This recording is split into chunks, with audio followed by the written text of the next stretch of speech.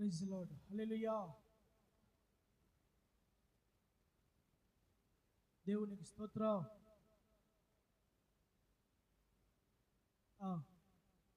తలపైకి తలపైకి జాగ్రత్తగా ఉన్నాం. ఇంకా మన జీవిత యాత్రలో యేసయ్య ఉన్నప్పుడు ఉంటే ఖచ్చితంగా మనం ఎక్కడున్నా, ఏ ప్రాంతంలో ఉన్నా, ఏ పొజిషన్లో ఉన్నా, ఏ స్థలంలో ఉన్నా మనం క్షేమంగా అద్దరికి చేర్చబడతామని, నెమ్మది కలిగి, క్షేమం కలిగి, సుఖముగా మన కుటుంబాలు ఉంటాయని ఆ దేవుని బిడ్డలారా మనకు అర్థమవుతుంది. మీరు గమనించండి, ఇశ్రాయేలీయులు అరణ్య యాత్రలో ప్రయాణం చేస్తూ వెళుతూ ఉన్నప్పుడు ఒక సందర్భాన దేవుడు లేకుండా ఇశ్రాయేలీయులు అరణ్యంలో ప్రయాణం చేస్తారు. దేవుడు లేకుండా ఇశ్రాయేలీయులు అరణ్యంలో ప్రయాణం చేస్తారు. ఎప్పుడైతే ఇశ్రాయేలీయులు దేవుడు లేకుండా అరణ్యంలో ప్రయాణం చేస్తారో, కొంత దూరం ప్రయాణించిన వెంటనే శత్రువుల చేత కొట్టబడి ఈ ప్రజలు ఏమవుతారంటే, దేవుని బిడ్డలారా, ఎంతోమంది హతులై మరలా పరుగులు తీసుకుంటూ వెనక్కి పరుగులు తీసుకొని పరిగెత్తుకుంటూ వస్తారు. మోషే ప్రజలతో మాట్లాడుతూ ఉంటాడు, అయ్యా ఇశ్రాయేలు ప్రజలారా, దయచేసి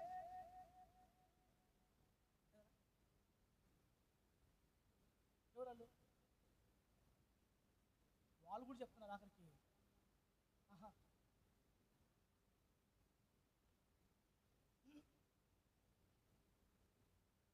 మోషే అంటాడు, ఇశ్రాయేలు ప్రజలారా, ఇశ్రాయేలు జనాంగమా,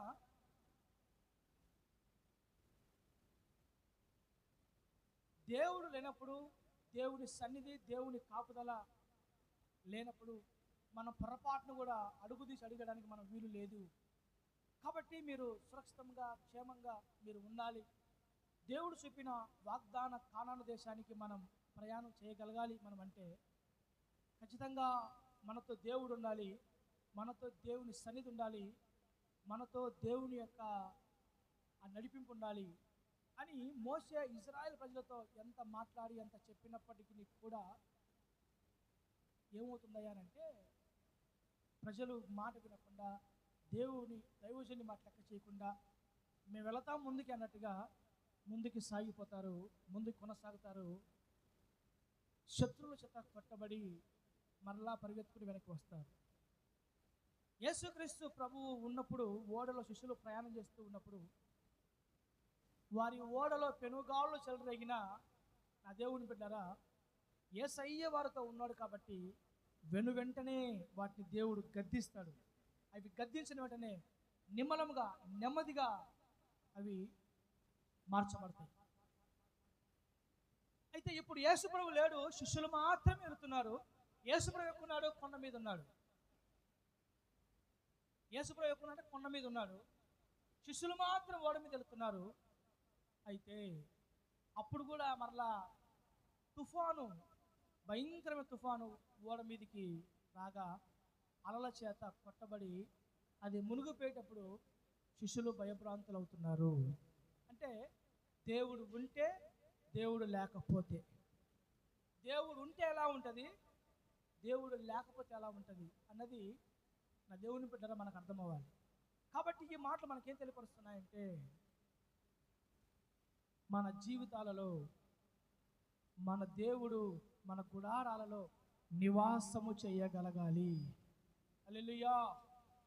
ఈరోజు అనేకమైన పెనుగాలులకి, అనేకమైన తుఫాన్లకి, అనేకమైన మరి భయంకరమైన ఉపద్రవాలకి ఏకైక కారణం ఏంటయ్యా అనంటే దేవుడు లేకపోవడమే.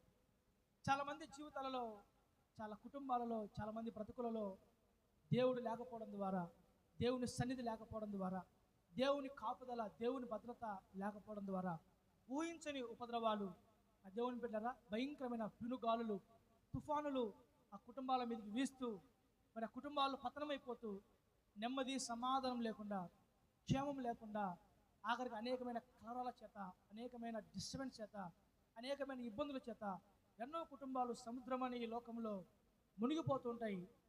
కొన్ని కుటుంబాలు నా దేవుని బిడ్డల అడ్రస్ లేకుండా వెళ్ళిపోతూ ఉంటాయి. దానికి ఏకైక కారణం దేవుడు ఆ కుటుంబాల్లో లేకపోవడమే.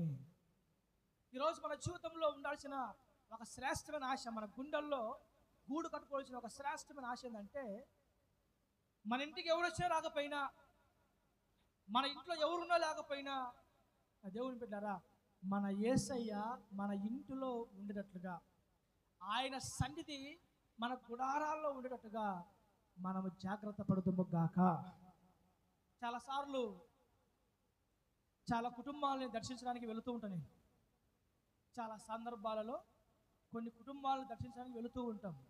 ప్రార్థన చేయమని చెప్పినప్పుడు, లేకపోతే ప్రార్థన ఏర్పాటు చేయించుకున్నప్పుడు, అలా కొన్ని కుటుంబాలకి నా బిడ్డలారా నేను వెళుతూ ఉన్నప్పుడు, కొన్ని కుటుంబాలలో అడుగు పెట్టిన వెంటనే ఆ కుటుంబంలో పీస్ ఆఫ్ మైండ్ ఉంటుంది. అంటే ఇంట్లోకి వెళ్ళగానే ఏదో ఒక నెమ్మది, సమాధానం, ప్రశాంతం ఉంటుంది అన్నమాట. నాకు కొన్ని కుటుంబాల్లో అడుగుపెట్టిన వెంటనే అదేందో అదొక తెలియని కలవరం, ఎప్పుడెప్పుడు ఆ ఇంట్లోంచి బయటికి వెళ్ళిపోదామా అనే ఒక ఫీలింగు, ఏదో ఒక డిస్టర్బెన్స్ ఉన్నట్టుగా అర్థమవుతుంది. అంటే మనశ్శాంతిని కోల్పోతాం. ఇలా చాలా కుటుంబాలు దర్శించినప్పుడు నాకు అర్థమవుతుంటుంది. అంటే అప్పుడు ఏమర్థమవుతుందనంటే, దేవుడు లేని కుటుంబాలలో, దేవుడు లేని ఇళ్లల్లో నెమ్మది ఉండదు, సమాధానం ఉండదు, క్షేమం ఉండదు, యూనిటీ ఉండదు, ప్రశాంతత అంటారే, ప్రశాంతత, సమాధానం, ఆ సమాధానం ఉండదు. దేవుడు ఉన్న కుటుంబాలలో, దేవుని సన్నిధి ఆ కుటుంబాల్లో ఉన్నప్పుడు ఆ ఇంట్లో అడుగు పెట్టంగానే ఇంకా కాసేపు కూర్చుంటే బాగుంటుంది అనిపిస్తుంది, ఇంకా కాసేపు ఇంట్లో గడిపితే బాగుంటుంది అనిపిస్తుంది, ఇంకా కొద్దిసేపు ఈ బిడ్డలతో మాట్లాడితే బాగుంటుంది అనిపిస్తుంది. దేవుడు లేని కుటుంబాల్లో అడుగు పెట్టినప్పుడు ఎప్పుడెప్పుడు ఇంట్లో బయటికి వెళ్ళిపోదామా, కొంతమంది మాట్లాడుతుంటే ఒకలాంటి కలరం వస్తూ ఉంటుంది మైండ్లో. అప్పుడు వెంటనే త్వరగా ఇంట్లో బయటికి వెళ్ళిపోవాలి అని ఫీలింగ్ అనిపిస్తూ ఉంటుంది. కారణం ఏంటంటే, కొన్ని కుటుంబాలలో దేవుని సన్నిధి ఉంటుంది కాబట్టి, కొన్ని కుటుంబాలలో దేవుడు ఉంటాడు కాబట్టి ఆ ప్రశాంతత, ఆ నెమ్మది, ఆ క్షేమం ఉంటుంది. కొన్ని కుటుంబాలలో దయ్యాలు పరిపాలన చేస్తుంటాయి కాబట్టి, దేవుని సన్నిధి ఆ కుటుంబాల్లో ఉండదు కాబట్టి, నా దేవుని బిడ్డలారా ఏమవుతుందయ్యా అంటే, ఆ ఇంట్లోకి వెళ్ళంగానే తెలియని ఒక కలవరము, తెలియని ఒక డిస్టర్బెన్స్ అది ఆవరిస్తూ ఉంటుంది. కాబట్టి ఒక దైవజనుడిగా కొన్ని సందర్భాలలో కొన్ని గుణాలకు వచ్చినప్పుడు నాకే అలా అనిపిస్తుంటే, నిత్యము సహవాసం చేస్తూ, నిత్యము కుటుంబాల్లో ఏకీభవిస్తూ నివాసం చేస్తున్న బిడ్డల పరిస్థితి ఎలా ఉంటుంది అన్నది నా పాయింట్. కాబట్టి నా దేవుని బిడ్డలారా, మనందరి గుడారాల్లో మన యేసయ్య నివాసం చేయునుగాక. బంధువులు రాబడలేదు, రక్త సంబంధికులు రాబడలేదు, ఫ్రెండ్స్ రాబడలేదు, స్నేహితులు రాబడలేదు, ఎవరు రాబడలేదు, ఆయన మన కుటుంబాల్లో ఉంటే చాలు. కొంతమంది మనుషుల కోసం పరుగులు తీస్తూ ఉంటారు, మనుషుల కోసం, మనుషుల సహవాసం కోసం, మనుషుల యొక్క బాండింగ్, ఆప్యాయత, అనురాగం కోసం కొంతమంది వెంబర్లాడుతూ వెళ్ళారా. మరి వాళ్ళు వస్తే బాగుండు, వీళ్ళు వస్తే బాగుండు. కొంతమంది ఇంట్లో ఉన్నారు అనుకోండి, అప్పుడు వెళ్తున్నారు, 2 రోజులు ఉండొచ్చు కదా అంటూ ఉంటారు కొంతమంది. మనుషులు వదలాకే ఇంకా 2 రోజులు ఉండొచ్చు కదా, ఒక రోజు ఉండొచ్చు కదా, రేపు పోవచ్చు కదా, ఎల్లుండి పోవచ్చు కదా. నేను ఊరికి వెళ్ళినప్పుడు, ఎవరింటికైనా పోయినప్పుడు, ఈ రోజు ఉంటే బాగుంటుంది కదా అంటారు వాళ్ళు. నా బాధలు నావి, నేను ఉన్నాను రావి, వెళ్ళాలని చెప్తుంటాను నేను. ఇది ఒక్కరోజు ఉండండి, రేపు సాయంకాలం పోండి, లేకపోతే ఎల్లుండి పోనన్నా అని చెప్తా ఉంటాను. అంటే మనిషి యొక్క సహవాసాన్ని కోరుకుంటున్నాడు. మనుషులందరూ మనతో లేకపోయినా ఆయన మన గుడారాల నివాసం చేస్తే మన కుటుంబం సర్వ సమృద్ధి చేత నింపబడుతుంది. Praise God. కాబట్టి మీ దిన ప్రార్థన, మీ అనుదిన ప్రార్థన, మీ అనుదినం మీ గుండెల్లో ఉండాల్సిన మంట, మీ గుండెల్లో మీకు రావాల్సిన ప్రేరేపించబడాల్సిన ఆలోచన, ఆశ ఏంటంటే, ప్రభువా నీవు మా ఇంట్లో ఉండాలి. మాతో ఎవరున్నా లేకపోయినా, మాతో ఎవరు సహవాసం చేసినా చేయకపోయినా, మాతో ఎవరు జర్నీ చేసినా చేయకపోయినా, మా గుడారంలో నీవు ఉండండి, మా ఇంట్లో మీరు నివాసం చేయండి, మా ఇంట్లో మీరు ఉండండి. ఇదిగో ఇల్లు మొత్తం ప్రభువా నీ సన్నిధితో ఆవరించండి, ఇంటిని నీ ఆత్మ చేత నింపండి, మీరు మా మధ్యలో సంచారం చేయండి ప్రభువా అని మీ అనుదిన ప్రార్థనలో దేవుణ్ణి మీరు వేడుకొనొచ్చు, దేవుణ్ణి ఆహ్వానిస్తూ, దేవుణ్ణి మీరు పిలుస్తూ, దేవుణ్ణి మీరు రమ్మని చెబుతూ, ఆయన్ను మీరు పిలుచుకొని మీ గుడారాలలో ఆయన సన్నిధి, ఆయన వాత్సల్యత, ఆయన దయ మన కుటుంబాల్లో కమ్ముకున్నప్పుడు, పెనుగాలులు వీచినప్పుడు, తుఫాన్లు వీచినప్పుడు ఆయన మనతో ఉంటాడు. కాబట్టి ధైర్యంగా ముందుకు సాగిపోతాము. ప్రైజ్ గాడ్, హల్లెలూయా. కాబట్టి యేసయ్య ఉన్నప్పుడు తుఫాన్లు వచ్చాయి, యేసయ్య లేనప్పుడు తుఫాన్లు వచ్చాయి. యేసయ్య ఉన్నప్పుడు ఆ ఓడలో తుఫాన్లు చెలరేగినా ఆయన వారితో ఉన్నాడు కాబట్టి ఒక సెకండ్లో గద్దించాడు, అది అణిగిపోయాయి. యేసయ్య లేనప్పుడు వీరు కలవరపడుతూ, కంగారు పడుతూ, భయభ్రాంతులై నెమ్మదిని, సమాధానమును కోల్పోయారు. కాబట్టి ఎక్కడికి ప్రయాణం చేసినా, ఎక్కడున్నా నీవు నీ సన్నిధి మాతో ఉండాలయ్యా. ఎవరో భక్తుల పాట రాశాడు, నీవే కావాలయ్యా, నాతో ఉండాలయ్యా, యేసు నీవే కావాలయ్యా, నాతో కూడా రావాలయ్యా. కాబట్టి మనదిన ప్రార్థనలో, మన భక్తి జీవితంలో మన దేవుని మనం ప్రతిరోజు ఆహ్వానించుకుందాము గాక. అయితే మొత్తానికి యేసయ్య వచ్చాడు. యేసయ్య వారి బాధను చూసి, వారి ఇబ్బందిని చూసి, అయ్యో నా బిడ్డలు నడి సముద్రంలో మునిగిపోబోతున్నారు, నా ప్రజలు, నా బిడ్డలు, నా శిష్యులు నడి సముద్రంలో మునిగిపోబోతున్నారు, వారి ఓడ అలల చేత కొట్టబడుతుంది, ఇంకా మరి కొద్దిసేపు నేను కానీ ఆలస్యం చేస్తే ఆ ఓడ బద్దలైపోయి మరి ప్రాణాలు సమాధిలో, మరి ఆ సముద్రంలో వారి ప్రాణాలు పోతాయి అని ఆయన గమనించిన వాడై కొండ దిగి పరుగున సముద్రం మీద ఆఖరికి నడుచుకుంటూ తన ప్రజల దగ్గరికి వెళుతూ ఉన్నాడు. ఈ ప్రజలకు బుద్ధున్న వల్ల బైబిల్ ఒక మాట ఉంది, ఆపత్కాలంలో ఆయన నమ్ముకొనదగిన సహాయకుడు అని. ఏంటంట? ఆపత్కాలంలో ఆయన నమ్ముకొనదగిన సహాయకుడు. అంటే మన దేవునికి చాలా పేర్లు ఉన్నాయి. ఆయన కృపగల దేవుడని, కృప చూపుట్ల ఐశ్వర్యవంతుడని, ఆయన జ్యోతిర్మయుడని, ఆయన ఆశ్చర్యకరుడని, ఆలోచనకర్త అని, ఇలా ఒక్కొక్క భక్తులు దేవుడు వారి జీవితంలో చేసిన మేలును బట్టి కొన్ని రకాలుగా భక్తులు వారిని కీర్తించుకుంటూ దేవుని వెళ్ళారు.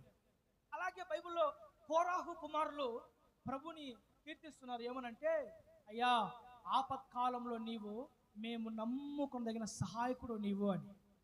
ఇప్పుడు కష్టకాలంలో, ఇరుకు ఇబ్బందుల కాలంలో తన ప్రజలు నలిగిపోతున్నప్పుడు ఎవరు సాయం చేస్తారంటే దేవుడే సాయం చేస్తాడు.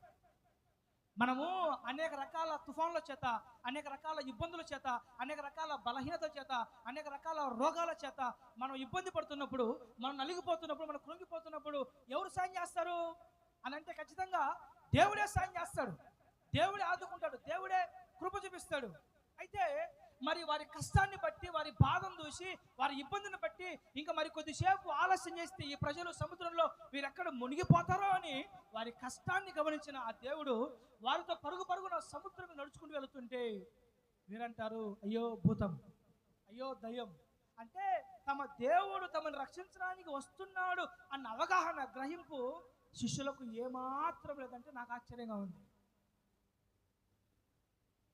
ఇంకా మరి కొద్దిసేపు ఉంటే ఆ ఓడ సముద్రంలో మునిగిపోతుంది, ప్రజలు చచ్చిపోతారు, సముద్రంలో వారి ప్రాణాలు పోతాయి. అందులో నడి సముద్రంలో ఉన్నారు వాళ్ళు, ముందుకు వెళ్ళలేరు, వెనక్కి పోలేరు, ముందుకు రాలేరు, వెనక్కి పోలేరు. కాబట్టి నడి సముద్రంలో చనిపోతారేమో అని పరుగున దేవుడు వారి దగ్గరకు వస్తుంటే వీళ్ళు అంటారు, భూతం వస్తుంది, దయ్యం వస్తుంది అని. ఆ దేవుని బిడ్డలారా, దేవుడి గురించి మాట్లాడడం జరుగుతుంది. అంటే కొంతమందికి దేవుని యొక్క దయ, దేవుని యొక్క ప్రేమ, దేవుని యొక్క వాత్సల్యత, దేవుని యొక్క మంచితనం కొంతమందికి అర్థం కాదు. దేవుడు రహస్యంగా మరుగైండి మన జీవితంలో కొన్ని కార్యములు జరిగిస్తూ ఉంటాడు బిడ్డలారా. దేవుడు మనకు ఊహకే అర్థం కాకుండా, మన ఊహకు అర్థం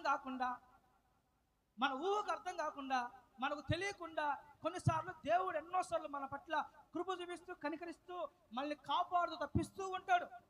అది మనకు అర్థం కాదు, కానీ ఆయన మాత్రం విడువని, ఎడబాయని దేవుడని బైబిల్ చాలా స్పష్టంగా తెలియపరుస్తుంది.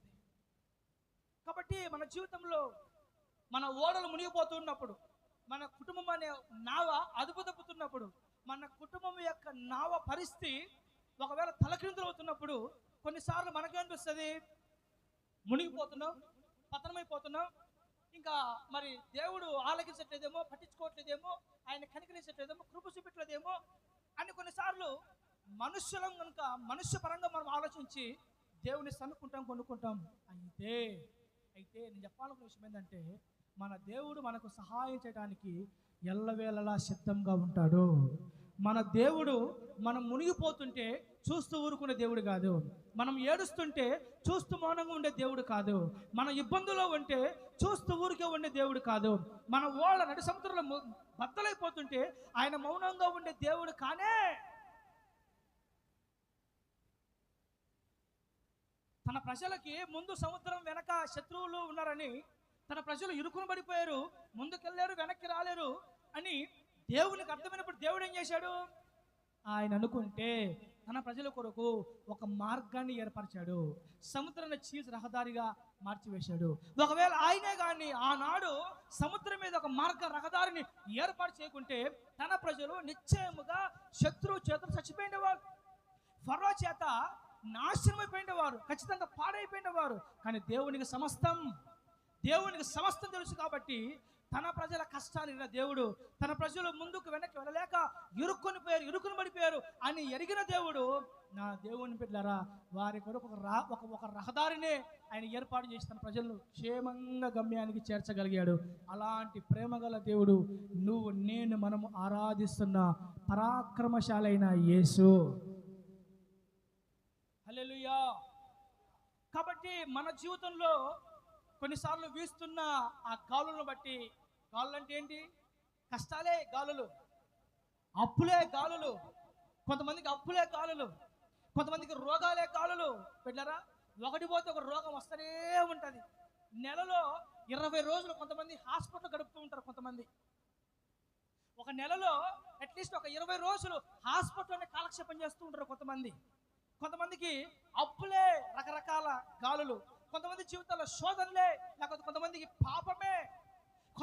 పాపమే భయంకరమైన వారిని ముంచివేసే గాలు లాంటివి, కొంతమందికి రోగాలే, కొంతమందికి అప్పులే, ఇలాంటి సమస్యలే, శ్రమలే, శోధనలే వారిని ముంచివేసే గాలులు, వారిని వెంబడించే గాలులు, వారి జీవితాలను పతనం చేసే గాలులు.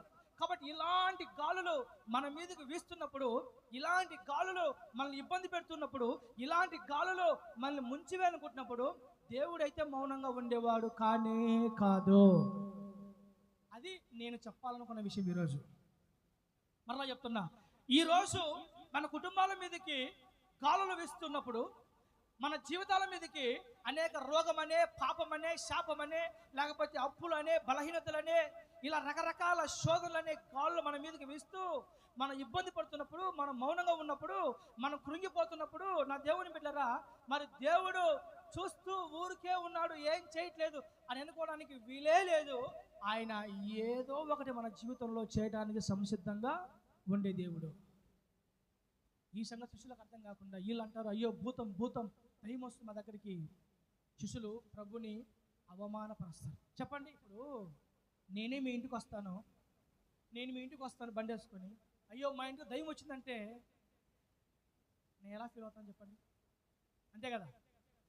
మీరేదో ఇబ్బందుల్లో ఉన్నారు, మీరేదో కష్టాల్లో ఉన్నారు, మీకోసం ప్రార్థన చేద్దాం, మీ ఇంట్లో అడుగుపెట్టి దైవజనులుగా మా పాదాలు గుడారాల్లో నిలిపి ప్రార్థన చేద్దామని మీరు ఆపదలో ఇబ్బందుల్లో ఉంటే, నేను మీ ఇంటికి వచ్చి అడుగు పెడితే మీరు ఒక్కసారిగా అయ్యో భూతం వస్తుంది, దయ్యం వస్తుంది మా ఇంటికి, ఎందుకు వస్తున్నాడో అని ఒకవేళ మీరు కానీ నాకు వినపడేది మాట్లాడితే ఎలా ఉండి చెప్పండి? ఫీలింగ్ ఖచ్చితంగా ఫీల్ అవుతాం. ప్రభు అంటాడు, ఒరే నేనేరా నాయన, నేను దయ్యాన్ని కాదురా, నేను భూతాన్ని కాదురా, నేనే, భయపడద్దు అని దేవుడు వారిని బలపరిచి ధైర్యపరచడం జరిగింది. పేతురు అంటాడు, ప్రభువా నీవే అయితే నీలాగా నేను నడవాలి. Praise God. ప్రభువా నీవే అయితే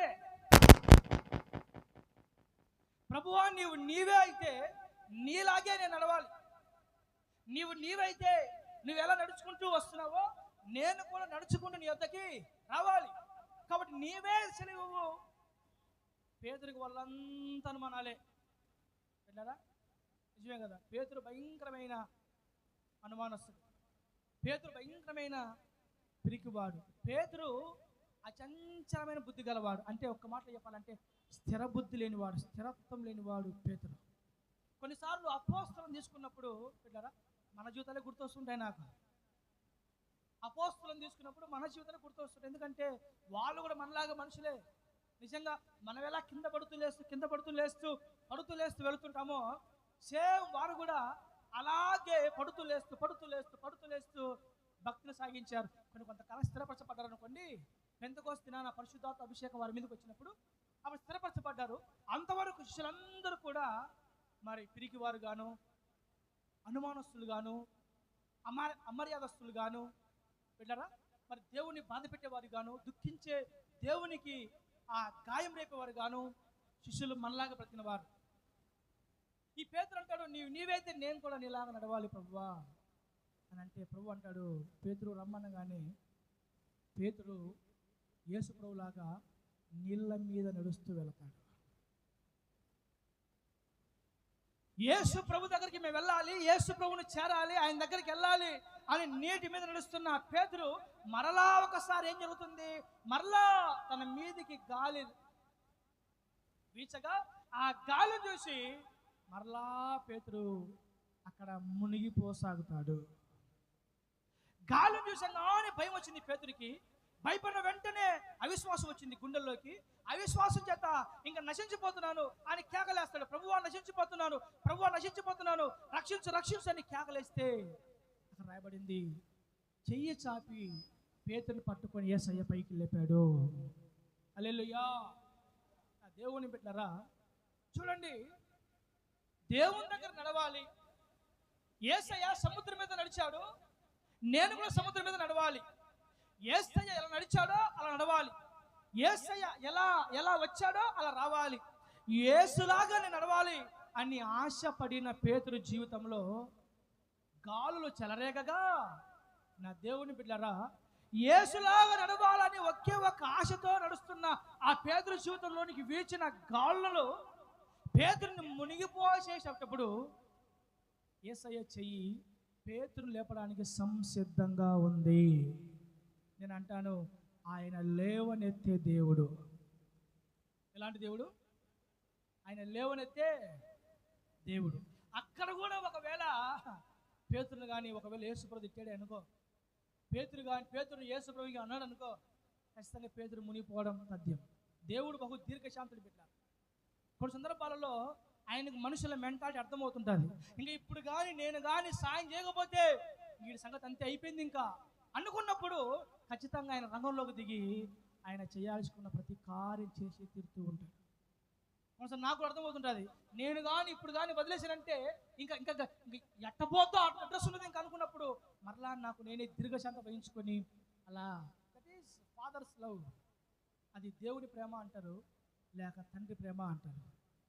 యేసు కోసం యేసులాగా నడవాలనుకున్న ఆ పేతురు జీవితంలో గాలి వీచినప్పుడు, గాలికి భయపడి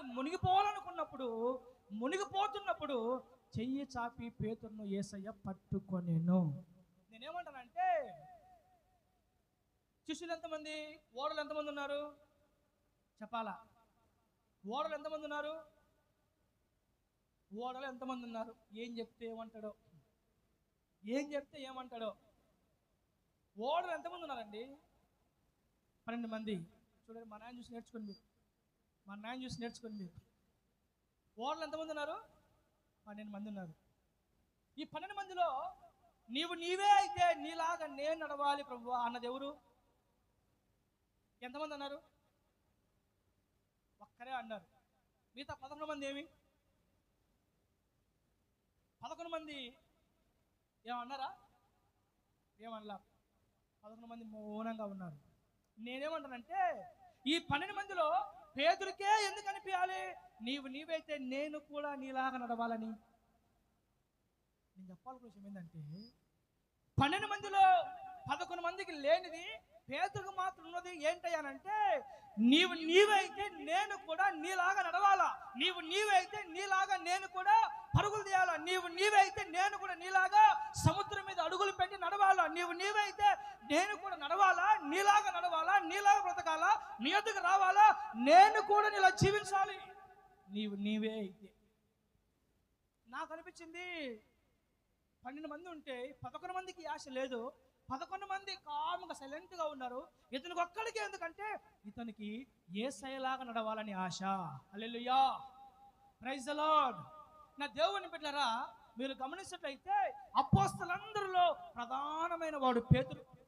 ఒక మాటలో చెప్పాలంటే క్రొత్త నిబంధన సంఘం, న్యూ టెస్టిమనీ ఎక్కడ కట్టబడిందంటే పేతురు అనే బండ మీద కట్టబడింది. బైబిల్లో దేవుని సంతోషింపజేసిన వారు ఎంతో మంది ఉన్నారు. పాత నిబంధన కాలంలో ప్రవక్తలు ఉన్నారు, కొత్త నిబంధన కాలంలో అపోస్తలులు ఉన్నారు, దేవుని బిడ్డలు ఎంతో మంది ఉన్నారు. అయితే యేసయ్య తన సంఘాన్ని కట్టింది నా దేవుని బిడ్డరా ఒక్కడి మీదే, అతనే పేతురు. పౌలు పేతురు కంటే గొప్ప పరిచయం చేశాడు, నేను కాదనట్లేదు. పౌలు పేతురు కంటే గొప్ప పరిచయం చేశాడు, నేను కాదనట్లేదు. నా దేవుని బిడ్డరా ప్రవక్తలందరూ దేవుని కోసం త్యాగమైపోయారు, నేను కాదనట్లేదు. అయితే మరి వీరందరిని పక్కన పెట్టి పేతురు అనే బండ మీద దేవుడు తన సంఘాన్ని ఎందుకు కట్టాడు? ఈరోజు క్రొత్త నిబంధన సంఘాలన్నీ ఎక్కడ కట్టబడ్డాయి? ఎవరి పునాది మీద కట్టబడ్డాయి అంటే పేతురు అనే బండ మీద కట్టబడ్డాయి. అంటే ఈ కొత్త నిబంధన సంఘాలన్నిటికీ మూల పురుషుడు, ప్రధానమైన వాడు ఎవరంటే పేతురే. ఇంకా బాగా చెప్పాలంటే అపోస్తలులందరిలో పేతురే ద బెస్ట్, పేతురే నెంబర్ 1. బైబిల్ రాబడింది పరలోకంలో అంట పేతురు పర అపోస్తలులు మనుషులందరికీ తీర్పు తీరుస్తారు అని అంట. అంటే యేసయ్యతో పాటు ప్రజలందరికీ న్యాయపు తీర్పు తీర్చే ఆ హక్కు, అధికారం దేవుడు ఎవరికి ఇచ్చాడు? పేతురుకి ఇచ్చాడు. ఒక మాటలో చెప్పాలంటే దేవుడు ఏ విధంగా తీర్పు తీరుస్తాడో పేతురు కూడా అదే విధంగా సర్వలోకం మన వాళ్ళకి తీర్పు తీర్చువాడుగా ఉంటాడు. మొట్టమొదటిగా పేతురునే ప్రభు ఎన్నుకున్నాడు. నాకు అనిపించింది తోమా ఉన్నాడు కదా, యోహాను ఉన్నాడు కదా, యాకోబు ఉన్నాడు కదా, సీమోన్ ఉన్నాడు కదా, ఇలా 11 మంది చాలా మంది ఉన్నారు కదా. మరి వారిలో ఏ ఒక్కరిని కూడా యేసయ్య మొట్టమొదటి పునాదిగా ఎన్నుకోకుండా నెంబర్ 1 స్థానాన్ని వారిలో ఎవరికి ఇవ్వకుండా ఆఖరికి పౌలుకి ఇవ్వాల నెంబర్ 1 స్థానం. పౌలు కూడా నెంబర్ 1 స్థానం ఇవ్వాల. పౌలు ఎక్కడో ఆఖరి వాడు. మరి పేతురికే నెంబర్ 1 స్థానం దేవుడు ఎందుకు ఇచ్చాడంటే పేతురు అన్నాడు, చూడు నీవైతే నీలాగా నేను నడవాలి. హల్లెలూయా. ఈరోజు తలపైకెత్తండి, నేను దేవునిలాగా నడవాలి. నా వైపు చూడండి అమ్మ, నా వైపు చూడ. నేను దేవునిలాగా నడవాలా, నేను దేవునిలాగా జీవించాలా, నేను దేవునిలాగా మాట్లాడాలా, నేను దేవునిలాగా బ్రతకాలా, నేను కూడా ఆయనలాగా నడవాలా, నేను కూడా ఆయన వల్లే జీవించాలా, నేను కూడా ఆయనలాగా బ్రతకాలా అని ఎంతమందికి ఈరోజు ఈ వాక్యం ఉంటున్న మీలో ఉంది?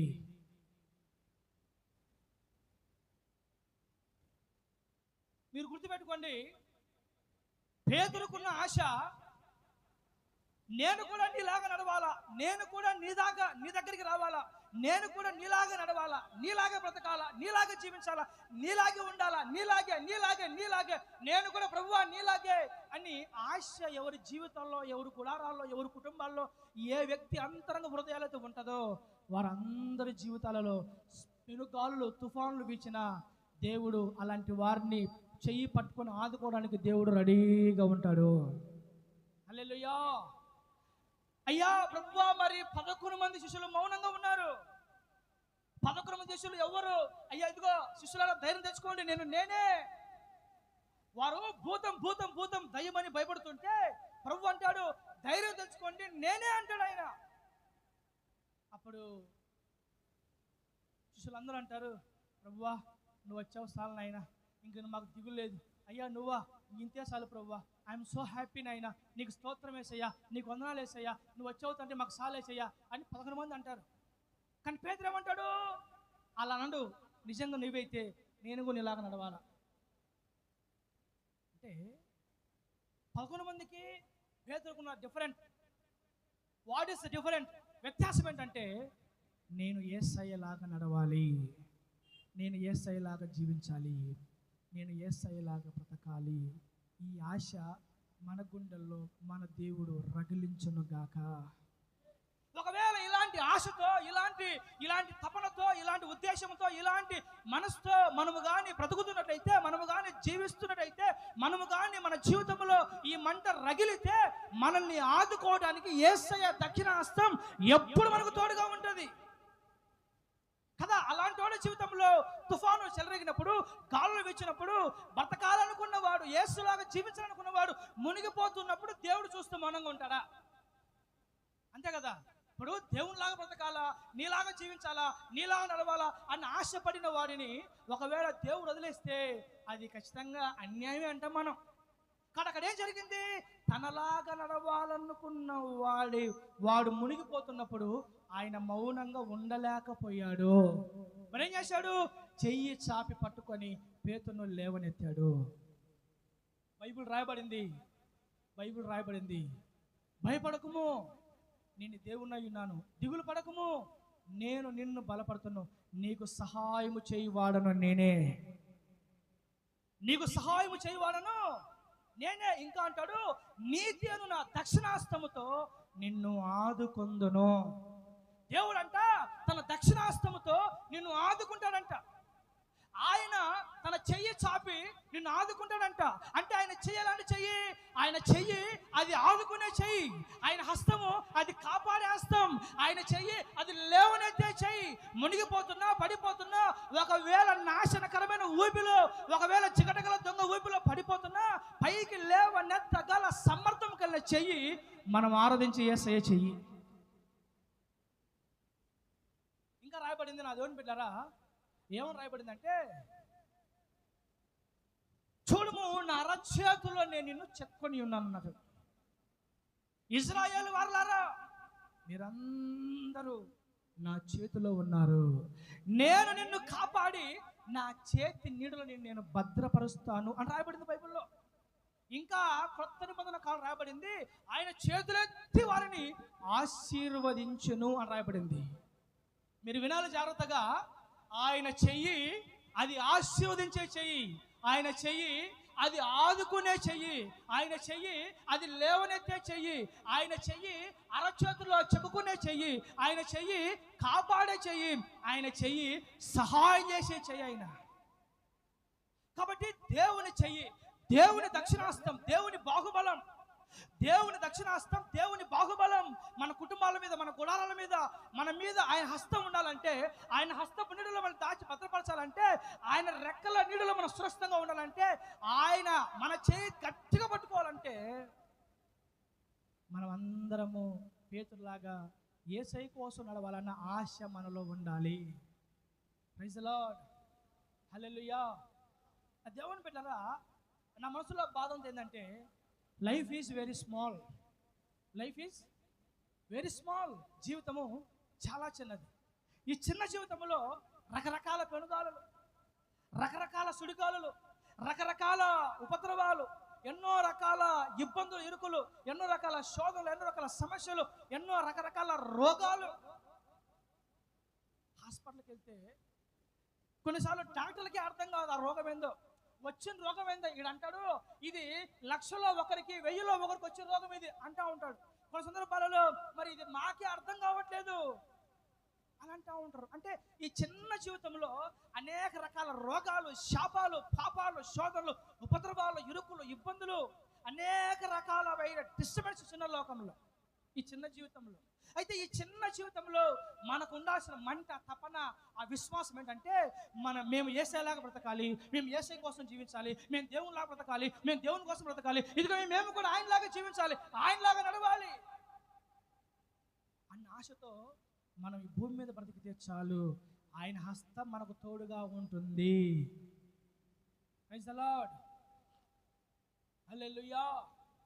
మొన్న ఈ మధ్య మరి ఊరు దగ్గర బాబాయ్ కొడుకు చనిపోయాడు కదా. చనిపోయినోడికి నేను చాలా సార్లు చెప్పాను. నేను ఏం చెప్పానంటే, మరి లైఫ్ చాలా దారుణంగా ఉంటుందిరా. ఒకరోజు ఒక సంవత్సరం క్రితం నాకు వాడు ఫోన్ చేసాడు. వాడు లారీ డ్రైవర్, వాడు లారీకి వెళ్తూ ఉంటాడు, చాలా లాంగ్, మరి మహారాష్ట్ర, కలకత్తా ఇలాగ లాంగ్ జర్నీ వెళ్తుంటాడు లారీ. 1 year బ్యాక్ నాకు ఒకరోజు ఫోన్ చేశాడు. వాడు ఫుల్ తాగేస్తున్నాడు మందు. తాగేసి ఫోన్ చేసి వాడు భయంకరంగా ఏడుస్తూ ఉన్నాడు. అసలు ఎందుకు ఏడుస్తున్నావురా, ఏమైందిరా అంటే నాకేం చెప్పట్లేదు వాడు. నాకు ముందు ప్రార్థన చేయన్నా, నువ్వు ప్రార్థన చేయన్నా, ఇదే మాట అంటున్నాడు. ఇంకా వాడు ఏం చెప్పట్లేదు నాకు, అసలు ఏంది కారణం ఏందిరా అంటే ఏం చెప్పట్లేదు. అప్పుడు వాడి కోసం ప్రార్థన చేయడానికంటే ముందు ఒక అరగంట సేపానికి సువార్త చెప్పా. రే, మనమంతా తాత ముత్తాతల నుంచి క్రైస్తవులం. మనమంతా ఇంచుమించు ఇది ఫోర్త్ జనరేషన్, వాళ్ళది 5th జనరేషన్ నిశ్చిజాన్. అంటే 5 తరాల నుంచి క్రైస్తవులుగా వస్తున్న కుటుంబాలు మావి. మా తాత వాళ్ళ తాత, వాళ్ళ నాయన అక్కడి నుంచి క్రైస్తవులుగా మనం వస్తున్నాం రా. కాబట్టి ఇలా తరతరాలు క్రైస్తవ కుటుంబంలో కలిగిన మనము ఇలా పతనమైపోతే, ఇలా పాడైపోతే అది కరెక్ట్ కాదురా అజయ్. నువ్వు ఖచ్చితంగా మారాలరా, నువ్వు ప్రభుని నమ్ముకోవాలరా. ఇదే చెప్పాను నేను. మనంతా క్రైస్తవ తరం మంది. ఎప్పుడో బ్రిటిషులు వచ్చారే, బ్రిటిష్ వాళ్ళు, ఆ బ్రిటిష్ కాలంలో ఈ తెల్లదొరలు మా ప్రాంతానికి వచ్చి సువార్త చెప్తే మా తాత వాళ్ళ నాయన జాన్, ఆయన పేరు, ఆ పేరే మన జాన్ పెట్టా నేను, ఆశతో పెట్టే ఆ పేరు. అంటే మా తాత వాళ్ళ నాయన ఆయన జాన్గా మారుపొంది బ్రిటిష్ వాళ్ళు వచ్చినప్పుడు మార్చబడ్డాడు ఆయన. అక్కడి నుంచి మా తాత వాళ్ళ నాయన కాడ నుంచి మా తాత కాడ నుంచి నాయన కాడ నుంచి నేను. కాబట్టి ఇంత పెద్ద హిస్టరీ ఉన్న కుటుంబాల్లో మనం ఉన్నాం రా. మనము ఇట్లా చేయడం కరెక్ట్ కాదురా, అది దేవునికి అవమానము, కరెక్ట్ కాదు అని చెప్తే వాడు ఏడ్చి, లేదన్నా నీకు మీద మారతానన్నా, అదన్నా ఇదన్నా ఏదేదో చెప్పాడు. ఆ తర్వాత నేను నెక్స్ట్ మంత్ ఊరికి వెళ్తే అక్కడికి వచ్చాడు. మరి ఏదో వాడి బాధ నాకేం తెలియదు, కానీ నాకేం చెప్పాలా బాధ అయితే. ఏడ్చాడు భయంకరంగా. అయితే మరి అది ఏందో ఆ ఏడుపు కారణం ఇప్పుడు నాకు తెలియదు. అప్పుడు చెప్పాను, వాడు ఏడుస్తాడు, నాకు ఏడుపు వచ్చింది, నేను ఏడ్చాను, నేను ప్రార్థన చేశాను. పిల్లరా, వాడు మారతాడు అని చాలాసార్లు ఎదురు చూసాము. అయితే కనీసం వాడికి 1% కూడా మేము క్రైస్తవ కుటుంబం కదా, మేము దేవుళ్ళు ఉండాలి కదా, దేవుని కోసం బతకాలి కదా, మా లైఫ్ ఇది కదా, మా బ్యాక్గ్రౌండ్ ఇది కదా అని వాడు ఏమాత్రం ఆలోచించలేదు. పెట్టారా, తీరా ఒక భయంకరమైన చిత్రం ఏంటంటే వాడు యాక్సిడెంట్ చేయలేదు, వాడు బైక్ తోలలేదు, వాడు ఫ్రెండ్ బైక్ తోలుతున్నాడు, వీడు వెనకాల కూర్చున్నాడు. వీడు బైక్ తోలుతూ ఒకవేళ డివైడర్ కొట్టి చచ్చిపోయినా వాడే స్పీడ్కి పోయి వాడే కొట్టుకుని చచ్చిపోయాడు అంటాం మామూలుగా. కానీ అలాగూ లేదు, వాడు బైక్ తోల, వాడు వెనకాల కూర్చున్నాడు, వాడు ఫ్రెండ్ బైక్ తోలేడు. కానీ బైక్ తోల ఫ్రెండ్ ఏమో సేఫ్టీగా బ్రతుకున్నాడు, వీడేమో పడ్డంతోనే మెదడు బ్లాస్ట్ అయిపోయింది. అంతే, బ్రెయిన్ లోపల బ్రెయిన్ ఉంది కదా, అది బ్లాస్ట్ అయిపోయింది. అంతే, బ్లాస్ట్ అయి బ్లీడింగ్ వస్తూ ఉంది మెదడులో నుంచి. 1 వీక్ భయంకరమైన కోమా. నాకు తెలిసి పిల్లగా మరి మా ఫ్యామిలీ, మా బంధువర్గ క్రైస్తవ ఫ్యామిలీలో మొట్టమొదటి ఏమంటారు దాన్ని, యాక్సిడెంట్ ఇదే. నాకు తెలిసి ఇదే ఫస్ట్ టైం. దాదాపుగా జీవించడం అందరూ సంపూర్ణ వయసు చేత మరణించారు, కానీ దేవుని కృపను బట్టి అర్థాంతరంగా ముగించడం అంటే ఇదే ఫస్ట్ టైం. నాకేమనిపించిందంటే, ఎన్నో అవకాశాలు దేవుడు వాడికి ఇచ్చింటాడు, ఎన్నోసార్లు దేవుడు అనుకోని ఎదురు చూస్తుంటాడు, ఎన్నోసార్లు దేవుడు అనుకోసం ప్రత్యక్షించుంటాడు. And time is over. నేను ఎప్పుడు ఒక మాట చెప్తుంటాను, కృపాకాలం ముగించబడితే కృపా ద్వారం మూయబడుతుంది. ఎవరికైనా కానీ ప్రతి ఒక్కరి జీవితాల్లో గ్రేస్ పీరియడ్ అంటే కృపా సమయం, కృపాకాలం అంటే వీడా పలానా బిడ్డ, వీడు ఈ రోజుకైనా మారుతాడు, పలానా టైంకి మారుతాడు, పలానా సమయానికి మారుతాడు, పలానా టైంకి వచ్చేసరికి నా కోసం జీవించాలని ఒక సిద్ధంగా వీడు మారిపోతాడు అని దేవుడి దృష్టిలో ఒక్కొక్కరికి ఒక టైం ఉంటుంది అనమాట. అప్పుడు ఆ టైం, ఆ లిమిట్ క్రాస్ అయినప్పుడు, ఆ టైం ఓవర్ అయినప్పుడు, మించిపోయినప్పుడు ఏం జరుగుతుందంటే దేవుడు చెయ్యి వదిలేస్తాడు. మీరు గమనించండి, దేవుడు చెయ్యి పట్టుకున్నాడు కాబట్టి కాపాడబడుతున్నాం, దేవుడు చెయ్యి పట్టుకున్నాడు కాబట్టి తప్పించబడుతున్నాం. మనం అనుకుంటాం చాలా నైస్గా డ్రైవ్ చేసుకుంటూ ఐఎమ్ చాలా వెరీ క్లవర్, నేను చాలా జాగ్రత్తగా బైక్ తోలుతాను అని మనం ఎంత మంచిగా డ్రైవ్ చేసుకుంటూ వెళ్ళిపోయినా అవతలోడు వాడు కానీ తాగి ఒక ర్యాష్ డ్రైవింగ్ చేస్తే బిడ్డరా అయిపోయింది, ఏసు రక్తం చేయమి సమాధి పాట ఆ రోజు కూడా మన జీవితాల్లో. కాబట్టి మన తెలివో, మన జ్ఞానమో, మన శక్తో, మన బలమో, మనకున్న సమస్తమో మనల్ని ఏది కాపాడటం లేదని మొట్టమొదట మనం గ్రహించాలి. మనము వెళుతున్న మార్గంలో క్షేమంగా వెళుతున్నామంటే దానికి కారణము దేవుడు మనల్ని చెయ్యి విడవలేదు అని గమనించాలి. మనం బయటికి వెళ్ళి క్షేమంగా వాళ్ళ ఇంటికి వస్తున్నామంటే ఆయన మన చెయ్యి పట్టుకున్నాడు అన్న సంగతి మనకు అర్థమవ్వాలి. నేను అంటాను, మరి ఆ పట్టుకున్న చెయ్యి, కాపాడే చెయ్యి, ఆదుకునే చెయ్యి, సహాయం చేసే చెయ్యి, మరి ఆ తోడైన చెయ్యి, లేవనెత్తే చెయ్యి, పట్టుకున్న చెయ్యి ఎప్పుడు వదిలిపెడతాడు, ఎప్పుడు చెయ్యి విడిచిపెడతాడంటే, ఆ దేవుని బిడ్డలారా, దేవుడు మనకిచ్చిన ఆ గ్రేస్ పీరియడ్, కృపాకాలం ఎప్పుడైతే అది దాటిపోతుందో, సిలువలో యేసుప్రభువు అంటాడు, నా దేవా నన్ను ఎందుకు చేయి విడిచితివి అని. దేవుడు చేయి విడిచిపెడితే, కాబట్టి నా మనసులో ఉన్న మాట ఏంటంటే, ప్రభు నా మనసులో ప్రేరేపిస్తున్న మాట ఏంటంటే, మీలో మనం అందరము ఒకే ఆశ మన గుండెలు రగలాలి. అదేంటంటే, మేము యేసయ్యలాగా నడవాలి, మేము యేసయ్యలాగా జీవించాలి, మేము యేసయ్య కోసం బ్రతకాలి. చాలు, ఇంతకాలం జీవించిన జీవితం చాలు, ఇంతకాలం బ్రతికిన బ్రతుకు చాలు, ఇంతకాలం మాట్లాడిన మాటలు చాలు, ఇంతకాలం చేసింది చాలు. ఇక మీదటైనా, ఇది మొదలుకొనైనా మనం దేవుని కొరకు నమ్మకంగా బ్రతకాలి, మనం దేవుని కోసం జీవించాలి, దేవుని కొరకు బ్రతకాలి, యేసయ్యలాగా నడవాలి, యేసయ్యలాగా జీవించాలి, యేసయ్యలాగా భూమి మీద ఉండాలి. ఆయన మాదిరి మాకు ఉంచిపోయాడు, ఆయన మాదిరి, ఆయన అడుగుజాడలో మేము వెంబడించాలి, ఆయన మార్గంలో, ఆయన ఆజ్ఞల మార్గంలో మేము వెళ్ళాలి. ఇదిగో ఆయన ఏ విధంగా మాకు మాదిరి ఉంచిపోయాడో ఆయన వలె, ఆయన పోలి, ఆయనలాగా మా జీవితాలు, మా బ్రతుకులు, మా కుటుంబాలు, మా సంఘాలు ఉండాలి అని దేవుని మీద ఒక ఆశ, దేవుని మీద ఒక మంట, దేవుని మీద ఒక వైరాగ్యం, దేవుని కొరకు బ్రతకాలన్న ఒక తపన మన గుండెలు రగిలితే అది విడువని చెయ్యి, ఎడవాయని చెయ్యది. వన్స్ ఒక్కసారి ఆయన చెయ్యి వదిలేశాడంటే ఆ దేవుని మీద. మీరు గుర్తుపెట్టుకోండి, ఇప్పటి వరకు కాల గర్భంలో గతించిపోయిన జీవితాలన్నీ యేసయ్య వదిలిన చేతులే, యేసయ్య ఎడవాసిన చేతులే, యేసయ్య విడిచిపెట్టిన చేతులే.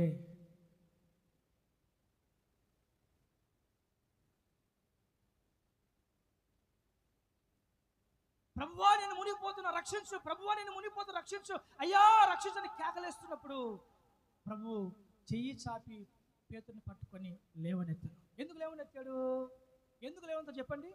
పేతురికి ఆశ ఏంటి? నీవే అయితే నేను కూడా నీలాగా ఎక్కడ దాకా నడవాలి? నీ దగ్గరికి రావాలి, నీ దగ్గరికి నడవాలి. పేతురు యేసయ్య ఉన్న స్థలానికి నడుచుకుంటూ యేసయ్య దగ్గరికి వెళ్ళాలనే ఆశ. కాబట్టి నడుచుకుంటూ యేసయ్య దగ్గరికి వెళ్ళాలన్న ఆశతో వెళుతున్నా, యేసయ్యలాగా నడవాలా, యేసయ్య దగ్గరికి వెళ్ళాలా అని ఆశతో వెళుతున్న ఆ పేతురు జీవితంలో గాలులు వీస్తే, అలలు కొడితే, మునిగిపోయే సందర్భంలో ఆయన ఎడబాయిన దేవుడు కాబట్టి చెయ్యి పట్టుకొని మరి పేతును లేవనెత్తాడు. దానికి కారణం ఏంటంటే, నా బిడ్డ నా దగ్గరికి నడవాలని ఆశ, నా బిడ్డ నాలాగా నడవాలని ఆశ, నా బిడ్డ నా దగ్గరికి రావాలని ఆశ, నా బిడ్డ నాలాగా జీవించాలని ఆశ. ఇలాంటి ఆశ మంట గల వారిని దేవుడు అన్నిటిని విడిచిపెట్టాడు. బిడ్డారా, ఆయన అన్యాయం చేయటం అసంభవం రాయబడింది బైబిల్లో. ఆయన అన్యాయం చేయటం అసంభవం అని రాయబడింది. ఆయన న్యాయముగా తీర్పు తీర్చు దేవుడు, ఆయన న్యాయవంతుడు, ఆయన నీతిని న్యాయాన్ని ప్రేమించే దేవుడు అని రాయబడింది. కాబట్టి మన జీవితంలో గాలు వీస్తాయి, గాలులు రావు అని నేను చెప్పాను. ఎప్పుడు కూడా మీ జీవితంలో ఏ గాలి రాదు, మీ మీదకి ఏ తుఫాను రాదు, మీ ఇంటి మీదకి ఎలాంటి తుఫాను రాదు అని చెప్పను. అలా చెబితే నేను అబద్ధ బోధకుని అయిపోతా. నేను ఒకవేళ అలాగా చెప్పాను అనుకో, నేను దొంగ బోధకుని అయిపోతా. అది అసత్యపు బోధ, అక్రమ బోధ అయిపోతుంది. దేవుని పిల్లలుగా బ్రతుకుతున్న వారి జీవితాలలో తుఫానులు ఖచ్చితమే, గాలులు ఖచ్చితమే. తుఫానులు వీచడం, గాలులు కొట్టడం, పెనుగాలు వీచడం అది తథ్యం ఖచ్చితమే ప్రతి ఒక్కరి జీవితంలో. అయితే తుఫానులో, పెనుగాలుల్లో ఆయన చెయ్యి మనకు తోడుగా ఉంటే చాలు, విజయం మనదే. హల్లెలూయా, ప్రైజ్ ద లార్డ్. ఒక మాట చెప్తానండి, దేవుని కొరకు బ్రతకాలనుకున్న ఏ ఒక్కడి జీవితంలో వాడి తల వెంట్రుక కూడా రాలిపోకుండా దేవుడు కాపాడ సమర్థుడు. ఎలా చెప్తున్నారన్నా అంటారా? శద్రకు, మేషకు, అబేద్నెగోలు ఆ బొమ్మకు ముఖం, అదొక విగ్రహం. అది ఏంటది? జీవం లేని విగ్రహం. అది దానికి జీవం లేదు, కళ్ళుంటాయి చూడదు, అది నోరు ఉంటుంది మాట్లాడదు. అది కళ్ళుంటాయి చూడదు, నోరుంటది మాట్లాడదు, చెవులుంటాయి వినవు, కాళ్ళుంటాయి నడవు. అదొక వట్టి విగ్రహం అది. అటువంటి విగ్రహానికి మేము సాగిలపడము, నిలబడతాం దేవుని కోసం. ఆ దేవుని బిడ్డలారా, ఆ బబులోను దేశంలో ఆ విగ్రహానికి మొక్కకుండా సాగిలపడకుండా దేవుని కొరకు నిలబడిన యవ్వనస్తులకు అగ్నిగుండంలో దేవుడు తోడుగా లేడా? అగ్నిగుండంలో 4వ వాడుగా దేవుడు వారితో లేడా? ఎందుకని?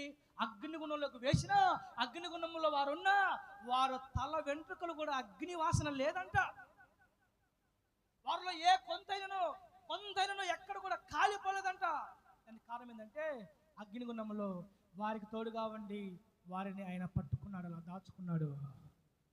ఆయన చెయ్యి అది ఆదుకునే చెయ్యి, అది కాపాడే చెయ్యి, అది భద్రపరిచే చెయ్యి ఆయన. కాబట్టి తల వెంట్రుకలు కూడా కాలిపోలేదని బైబిల్ రాయబడింది బిడ్డలారా. అంటే ఒక శత్రుఘ్న మేషక అబేద్నెగోలే కాదు, దేవుని కొరకు నిలబడిన, దేవుని కొరకు రోషముగా నిలబడిన, దేవుని కొరకు పౌరుషంగా నిలబడిన, దేవుని కొరకు బ్రతకాలి, దేవుని కొరకు నిలబడాలి. ఇదిగో అది చేయకూడదు, ఇది చేయకూడదు, అలా ఉండకూడదు, ఇలా ఉండకూడదు, ఇదిగో దేవుని కొరకు ఇది చేయాలి, అది చేయాలి, దేవుని కొరకు అలా బ్రతకాలి, దేవుని కోసం జీవించాలి. Life is very small. ఈ చిన్న జీవితంలో మా జీవితం యేసయ్యకే, మా బ్రతుకు దేవునికే అంకితం అని అని ఎవరైతే దేవుని కొరకు నిలబడతారో అలాంటి వారిని నా దేవుని హస్తము అది ఆదుకుంటుంది, సహాయము చేస్తుంది. ఇంకో మాట చెప్తా చూడండి, ఇంకో మాట చెప్తా. పాపము చేయడానికి అవకాశం ఉన్నా నా దేవుని కోసం నేను పాపము చేయను అని పరిగెత్తిపోయిన యోసేపును దేవుని హస్తము ఐగుప్తు దేశంలో ఆదుకోలేదా?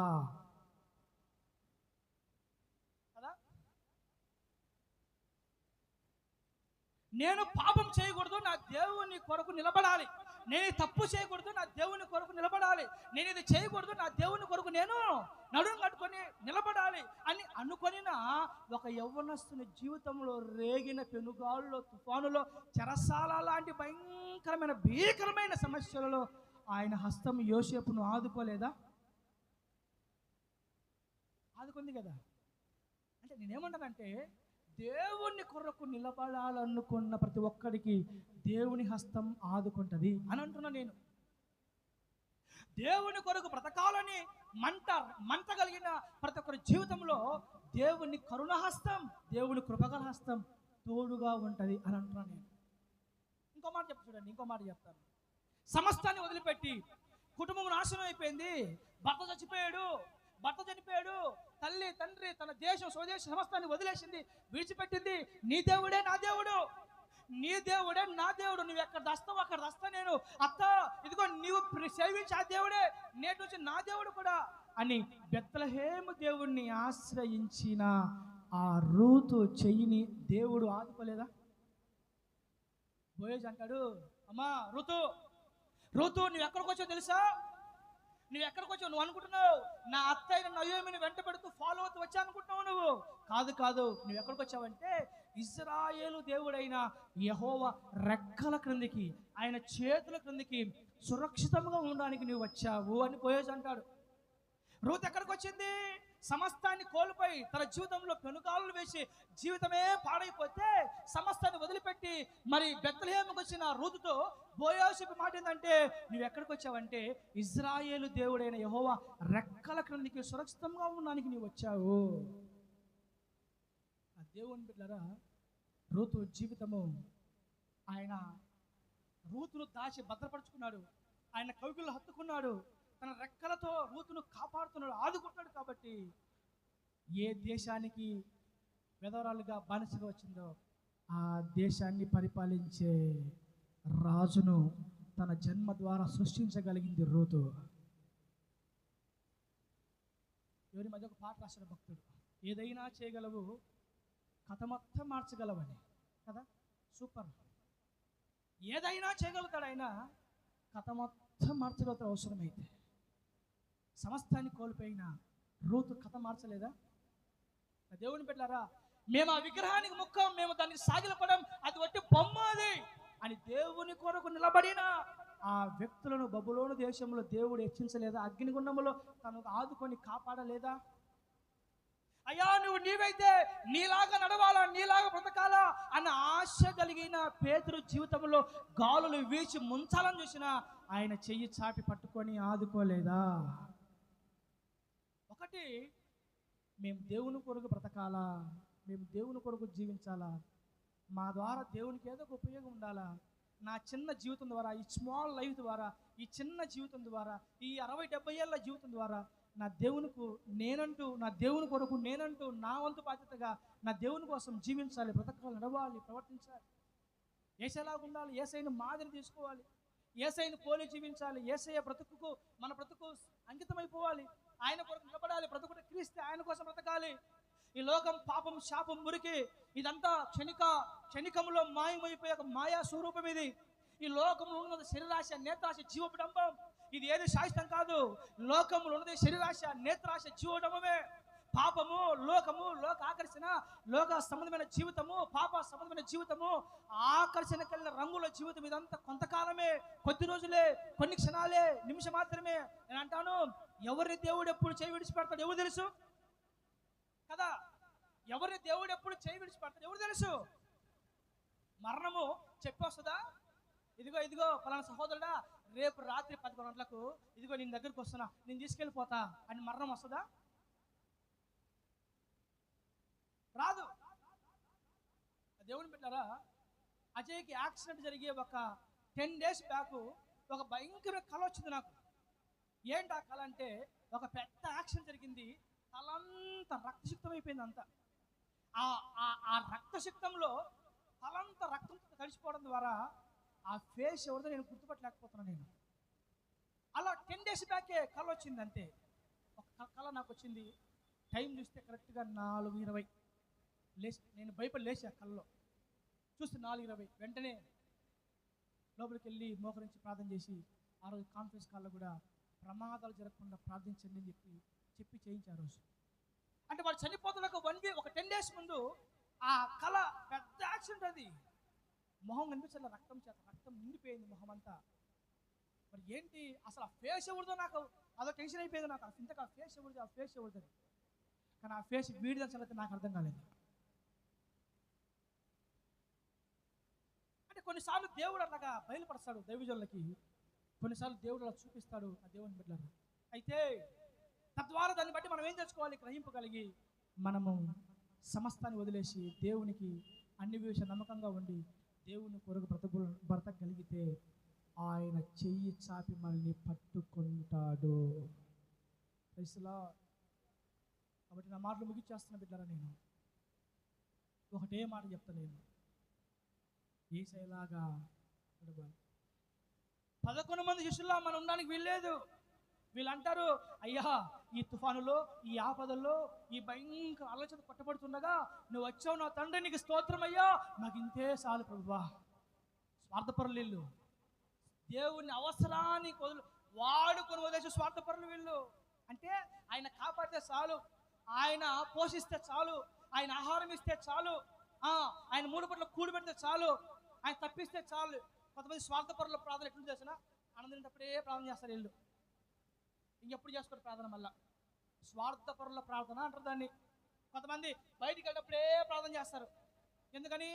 ఎక్కడ ఏది కొట్టి, ఎక్కడ ఏది తగిలి జీవితం ఇది కాకుండా మమ్మల్ని కాపాడు ప్రభువా. మా జానగారు చిన్నప్పుడు పేకాడు ప్రభు అని ప్రార్థన చేసేవాడు. అయ్యా మమ్మల్ని అందరి పేకాడు నాయన, పేకాడు ఏందిరా? కొంతమంది అలా స్వార్థపరుల ప్రార్థన. కొంతమంది హాస్పిటల్కి వెళ్ళేటప్పుడే ప్రార్థన చేస్తారు. ఎందుకని? అయ్యా ఏ రిపోర్ట్స్లో ఏవో భయంకరం రాకుండా కాపాడు తండ్రి అని. ఇలా కొంతమంది దేవుడి అంత మటుకు మాత్రమే, నీవు వచ్చావు చాలు నాయనా, సహాయం చేసావు చాలు ప్రభువా, ఇంతే చాలు ప్రభువా. 11 మంది స్వార్థపరులాగా. కానీ పేతురు అలా తృప్తి పడలా, పేతురు అలా ఎంచుకోవాలా, పేతురు అంతా ఆగిపోవాలా. అయ్యా నీవైతే నీలాగా నేను నడవాలా, నీవైతే నీలాగా నేను జీవించాలా, నీవైతే నీలాగా నేను రావాలని దగ్గరికి, నీవైతే నీలాగా నేను నడవాలి, నీవైతే నీలాగా నువ్వు ఎట్లా నడిచావో అటు నడవాలి. నీకు ఏ స్టైల్ ఉందో నాకు అదే స్టైల్ రావాలా. నువ్వు ఎలా వాకింగ్ చేసావో అలా వాకింగ్ చేయాలా. నువ్వు ఎలా అడుగేసావో నీలాగా. పేతురుకు ఒక్కడికే ఉంది కాబట్టి నెంబర్ 1 స్థానం దేవుడు పేతురుకి ఇచ్చాడు. హల్లెలూయా. ఇంకా చాలా మంది వచ్చారు, తర్వాత శిష్యులు ఎంతమంది వచ్చారు, అపోస్తలులు ఎంతమంది వచ్చారు, అందరూ 2, 3, 4, 5, 6, 7 స్థానాలే. కానీ number 1 position the great man of God Peter. Why? Because దేవుని కోసం బ్రతకాలన్న ఒక ఆశ కలిగి ముందుకెళ్ళాడు. కాబట్టి ఇట్టి ఆశ నా దేవుడు మనందరి హృదయాల్లో ఉంచును గాక. కళ్ళు మూసుకుంటాం, ప్రార్థన చేద్దాం. కళ్ళు మూసుకుంటాం. దేవా స్తోత్రం నాయన, నీవే అయితే నీలాగా మేము నడవాలి ప్రభువా, నీలాగా మేము జీవించాలి, నీలాగా మేము రావాలి ప్రభువా.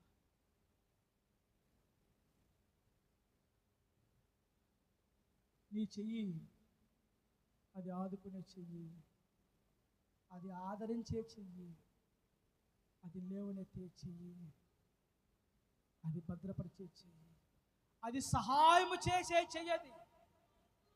మునిగిపోతున్న పేతురును చెయ్యి చాపి పట్టుకొని లేవనెత్తిన చెయ్యది.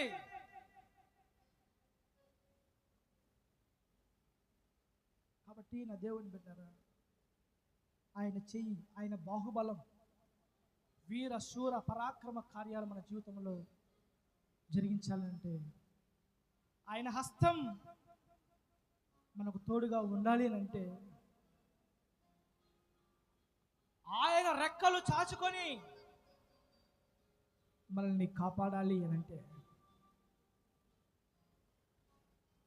మునిగిపోతున్న అనేక రకాల గాలులు, రోగమైన గాలి, వ్యాధి అయిన గాలి, అప్పులోని గాలి, సమస్యలోనే గాలి చేత కొట్టబడుతూ మునిగిపోతూ ఉన్న మన జీవితంలో ఆయన చెయ్యి చాపి పట్టుకొని లేవనెత్తాలి అని అంటే ఒకటే ఆశ, నీవే అయితే నీలాగా మేము నడవాలి ప్రభువా. చూడండి, 11 మందికి ఒక్కడికైనా ఆశ ఉందా? చూడండి, 11 మందిలో ఒక్కడికైనా ఆశ ఉందా? అసలు ఉందా ఈ ఆశ? ఈరోజు దేవుని మందిరానికి ఎంతోమంది వస్తుంటారు. ఇట్లారా దేవుని మందిరానికి ఎంతోమంది వస్తుంటారు. మరి ఎంతమందికి ఉంటుంది ఈ ఆశ చెప్పండి? దేవుని మందిరానికి వచ్చే అనేకులు ఎంతోమంది ఈ 11 మంది లాగా నువ్వు వచ్చావు ప్రభువా, చాలు, అంతే చాలు నైనా, మాకు ఇంకా ఆపదలో మునిగిపోతూ కొట్టబడుతూ మేము ఇరుకుల్లో ఇబ్బందుల్లో నలిగిపోతున్నప్పుడు, అయ్యా నువ్వు వచ్చి మాకు సాయం చేసావు ప్రభువా, ఇంకంతే చాలు ప్రభువా, ఇంకా మాకేం వద్దు నాయనా. అంత మట్టికి ఆగిపోయిన క్రైస్తవులు, శిష్యుల వల్ల అనేక మంది క్రైస్తవులు కేవలము అంత మట్టికే, దేవుడు సహాయం చేస్తే చాలులే, ఆరోగ్యం ఇస్తే చాలులే, ఆయన కృపణిస్తే చాలులే, తప్పిస్తే చాలులే, దీవిస్తే చాలులే, ఇంకా చాలులే, దేవునికి స్తోత్రం, దేవునికి వందనాలు అని అంత మట్టికి ఆగిపోయే క్రైస్తవులుగా మనం ఉంటున్నామా? లేదు లేదు లేదు లేదు లేదు. ఆ 11 మందిలాగా మేము ఉండకూడదు. ఆ 11 మందిలాగా మేము ఉండకూడదు. ఆ 11 మందిలాగా మేము ఉండకూడదు. నీవే అయితే నీలాగానే నడవాలయ్యా. నీవే అయితే నీలాగే నడవాలి ప్రభువా. నీవే అయితే నీలాగే నడవాలి, నీలాగే జీవించాలి, నీలాగే బ్రతకాలి, నీలాగే ఉండాలి, నీలాగే ప్రవర్తించాలి, నీలాగే ఈ లోకంలో మేము కూడా నడవాలి నాయన. ఇలాంటి ఆశ ఎంతమందికి ఉంటుంది? ఎంతమంది గుండెల్లో ఉంటుంది చెప్పండి? పరీక్ష, సెల్ఫ్ ఎగ్జామిన్, మళ్ళీ మనం స్వపరీక్ష చేసుకుందాం. 11 మంది శిష్యులాగా ఏదో ఆయన సహాయం చేస్తే చాలే అని అంతతో ఆగిపోతున్నామా? ఒక్కడైన పేతురులాగా అంతతో ఆగిపోకుండా నీవైతే నేను ఇలాగా బ్రతకాలయ్యా అన్న ఆశతో మనం ఆయన సన్నిధిని మనం ఆశ్రయిస్తున్నామా? నేను అంటాను, నెంబర్ 1 పొజిషన్ దేవుడు మనకి ఇవ్వాలి. నెల్లూరు జిల్లాలో పరాక్రమశాలి పరిచర్య నెంబర్ 1 స్థానానికి రావాలి. ఇప్పుడెక్కడో ఒక మూలకుంది, ఇప్పుడెక్కడో ఎవరికి తెలియకుండా ఒక మూలకు మరుగైంది, ఇప్పుడెక్కడో ఒక ఊరు చివర ఒక మూలకుంది. కానీ నెంబర్ 1 స్థానానికి పరాక్రమశీల పరిచర్య రావాలి అంటే మరి ఖచ్చితంగా పేతురులాగా నీలాగా జీవించాలని ఆశ ఉండొద్దా? ఉండాలా వద్దా? ఈరోజు మన కుటుంబము అనేక ఇబ్బందుల చేత, ఇరుకుల చేత, అప్పుల చేత, సమస్యల చేత కొట్టబడుతూ నలిగిపోతూ ఉంది. ఈ అప్పులు, ఈ సమస్యలన్నీ తీరిపోయి నెంబర్ 1 పొజిషన్ నీ కుటుంబం రావాలా వద్దా? ఈరోజు అనేక మంది కుటుంబాలలో, నీ చుట్టుపక్కల, నీ పరిసర ప్రాంతాల్లో, నీ ఇరుపొరుగు వారి మధ్యలో దేవుడు నిన్ను నెంబర్ 1 చేయాలి. నెంబర్ 1 పొజిషన్ నీకు రావాలంటే నువ్వేం చేయాలా? 11 మంది శిష్యులాగా ఉంటావా? లేదు, నీవైతే నీలాగానే జీవిస్తాను ప్రభువా, నీలాగా బ్రతుకుతాను ప్రభువా, నీవైతే నీలాగా జీవిస్తానయ్యా అని ఆశ కలిగి నువ్వు ఉంటావా? నేను చెప్తున్నా ఒక మాట, దేవుడు నీ కుటుంబాన్ని నెంబర్ 1 పొజిషన్కి తీసుకురావాలంటే నువ్వు దేవుని కొరకు నడవాలి, దేవుని కొరకు జీవించాలి. దేవుడు నీ పిల్లల్ని నెంబర్ 1 పొజిషన్కి నడిపించాలి అంటే నీ పిల్లలు దేవుని కొరకు జీవించాలి, దేవుని కొరకు నడవాలి. ఇదిగో నీ యొక్క కుటుంబాన్ని, నీ యొక్క ఇంటిని దేవుడు నెంబర్ 1 పొజిషన్లోకి తీసుకెళ్ళాలంటే ఖచ్చితంగా పేతురులాగా నువ్వు దేవుని కొరకు జీవించాలి. పేతురు బలహీనుడే, అయినా నెంబర్ 1 పొజిషన్ పేతురుది. ఎంతమంది ఉన్నారు శిష్యులు, ఎంతమంది అపోస్తలులు ఉన్నారు, కానీ నెంబర్ 1 ఎవరంటే పేతురే. ఏంటయ్యా నెంబర్ 1 పేతురా? అవును, ఏంటి? పేతురుకు యేసేలాగా నడవాలని ఆశ. ఒకవేళ నీకు కూడా నా భర్త నెంబర్ 1గా ఉండాలి, నా భార్య నెంబర్ 1గా ఉండాలి, నా పిల్లలు స్కూల్లో నెంబర్ 1గా ఉండాలి, మా కుటుంబము ఈ వీధిలో, ఈ ప్రాంతంలో, ఈ ఊరిలో నెంబర్ 1గా ఉండాలి, నా ఇల్లు, మా బంధువర్గ జీవితాలు నెంబర్ 1గా ఉండాలి, మేము నెంబర్ 1 స్థాయికి మేము రావాలి అని ఒకవేళ ఆశ నీకు కూడా ఉంటే నువ్వు యేసయ్య కొరకు బ్రతుకుదువు కాక, నువ్వు యేసయ్య కొరకు జీవించదువు కాక, నీవైతే నేను నీలాగా నడవాలని వదిలేసేయి. అల్పకాల పాప భోగాలు వదిలేసేయి, క్షణిక మాత్రం ఉండే ఆకర్షణలు వదిలేసేయి. ఇంకా ఏవి ఆ సీరియల్ అని, ఆ సినిమాలని, ఆ ప్రోగ్రామ్స్ అని, ఇంకా శాపాన్ని పట్టుకున్నావు చూడు, ఇంకా శాపాన్ని పట్టుకుని వేలాడుతున్నావు చూడు, వదిలేసేయి. దేవుడు నిన్ను నెంబర్ 1 తీసుకొని వస్తాడు. దేవుడు నిన్ను, ఇది నా మాట కాదు, దేవుని మాట, నమ్ము ఈ మాట. నువ్వు వదిలేసాయి, అల్పకాల పాప భాగాన్ని వదిలేసాయి, క్షణిక మాత్రం అంటే ఆకర్షణ వదిలేసాయి, చిన్న తప్పులు, చిన్న పొరపాట్లు, చిన్న పాపాలు వదిలేసాయి. ఇది చిన్నదే కదా అంటాయేమో, చిన్నది కూడా వదిలేసాయి. దేవుడు నిన్ను నెంబర్ 1 తీసుకెళ్తున్నాడు.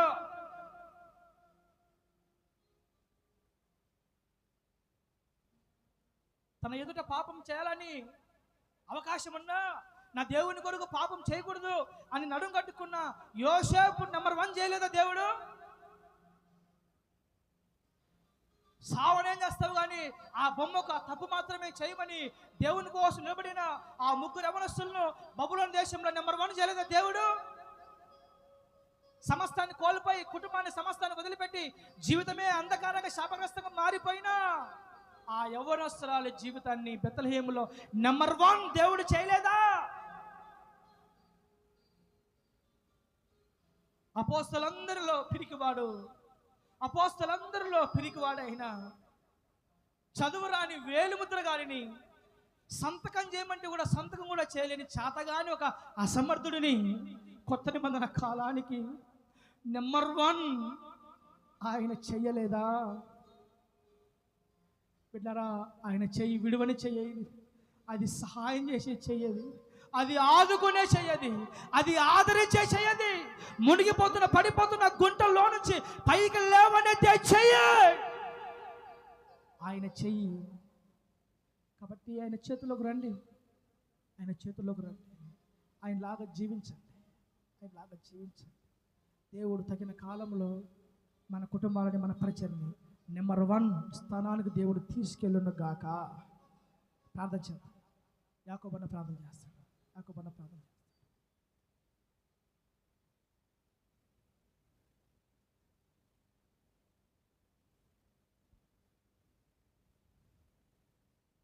స్తోత్రం ఆయన, పరిశుద్ధుడా, మహానతుడా, మహాఘనుడా, ప్రేమ స్వరూపినికి వందనాలు ప్రభువా. సర్వశక్తిమంతుడా, సజీవుడా, నీ ఘనమైన నామానికి, మీ ఉన్నతమైన నామానికి స్తుతులు స్తోత్రాలు చెల్లించుకుంటున్నాము ప్రభువా.